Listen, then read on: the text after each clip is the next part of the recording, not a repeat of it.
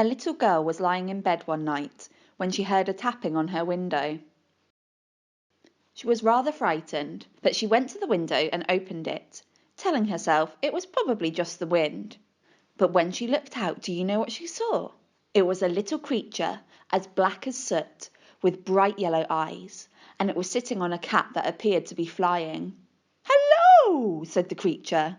"Would you like to come out and fly?"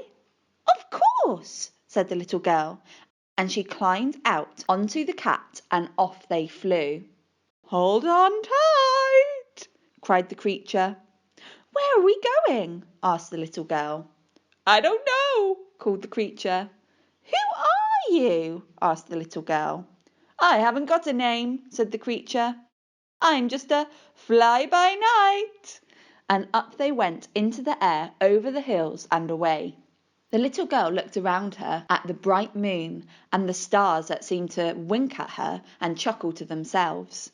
Then she looked down at the black world below her, and she was suddenly frightened again and said, "How will we find our way back?" "Oh, don't worry about that," cried the fly-by-night. "What does it matter?" And he leant on the cat's whiskers, and down they swooped towards the dark earth. "But I must be able to get home," cried the little girl.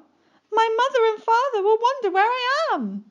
"Oh, boop-de-doo!" cried the fly-by-night, and he pulled back on the cat's whiskers, and up they soared, up and up into the stars again, and all the stars were humming in rhythm. "Booble-dum-dee, booble-dum-da, isn't it great being a star?" And all the stars had hands, and they started clapping together in unison. Then suddenly the moon opened his mouth and sang in a loud, booming voice, "I'm just the moon, but that's fine by me, as long as I hear that booble-dum-dee." And the cat opened its mouth wide and sang, "Whee!" And they looped the loop and turned in circles to the rhythm of the stars. But the little girl started to cry and said, "Oh, please, I want to go home." "Oh, no, you don't!" cried the fly-by-night, and took the cat straight up as fast as they could go, and the stars seemed to flash past them like silver darts. "Please," cried the little girl, "take me back." "Spoil sport!" yelled the fly-by-night, and he stopped the cat dead, then tipped it over, and down they swooped so fast that they left their stomachs behind them at the top and landed on a silent hill. "Here you are," said the fly-by-night. "But this isn't my home," said the little girl, looking around at the dark, lonely countryside. "Oh, it will be around somewhere, I expect," said the fly-by-night.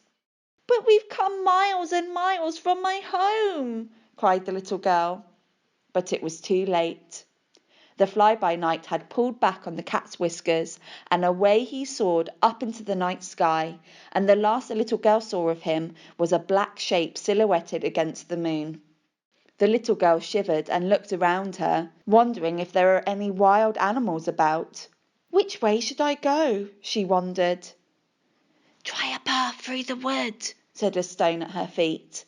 So she set off along the path that led through the dark wood. As soon as she got amongst the trees, the leaves blotted out the light of the moon, branches clutched at her hair, and roots tried to trip her up at her feet, and she thought she heard the trees snigger quietly as they seemed to say to each other, "That'll teach her to go off with a fly-by-night." Suddenly she felt a cold hand gripping her neck, but it was just a cobweb strung with dew, and she heard a spider busy itself with repairs, muttering, "She went off with a fly-by-night." As the little girl peered into the wood, she thought she could see eyes watching her and winking to each other, and little voices you couldn't really hear whispered under the broad leaves. "What a silly girl! To go off with a fly-by-night! She should have known better."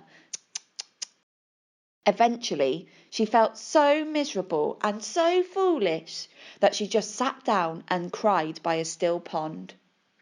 "Don't take on so," said the moon.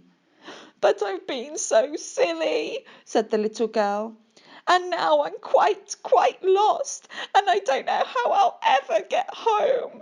You'll get home all right, said the moon's reflection. Hop on a lily pad and follow me. So the little girl stepped cautiously onto a lily pad, and the moon's reflection started to move slowly across the pond, and then down a stream, and then the little girl paddled the lily pad after it. Slowly and silently they slipped through the night forest, and then out into the open fields they followed the stream, until they came to a hill she recognized, and suddenly there was her own house. She ran as fast as she could and climbed in through the window of her own room and snuggled into her own dear bed. And the moon smiled in at her through the window, and she fell asleep, thinking how silly she'd been to go off with a fly-by-night. But, somewhere deep down inside her, she half hoped to hear another tap on her window one day and find another fly-by-night offering her a ride on its flying cat. But she never did.